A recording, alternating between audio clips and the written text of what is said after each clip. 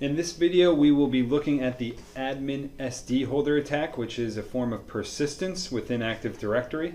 The concept behind this attack is if a user is able to get access to a domain controller with privileges, even just for a minute, they can make a modification to the access control list of a special container called the AdminSDHolder. And this container serves as a template for the permissions which get copied down to all of the protected users and groups in the domain.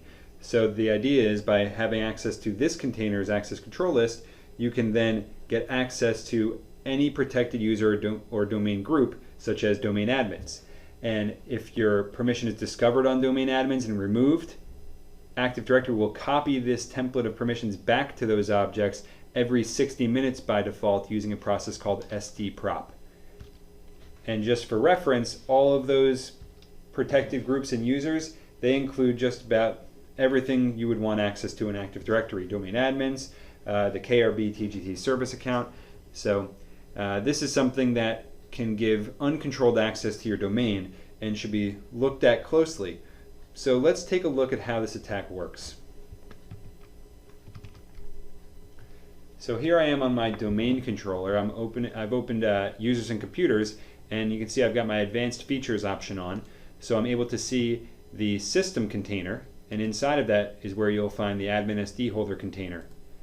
By looking at the properties of this, if I were to come in and add a user, I'll add myself to the access control list with full control. You'll see if I go to a protected group, my permissions won't be there yet. So I'm not listed here. But when the sdprop process runs, the propagation process, it'll copy all the permissions from AdminSDHolder down to those protected objects. I'm going to trigger that using a PowerShell script here.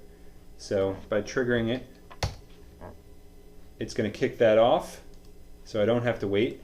And now I can come and look, and I can see my account's been copied. And maybe an administrator might see that, find it strange, and remove it.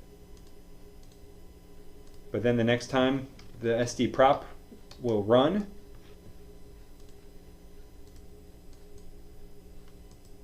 you can see it's right back there.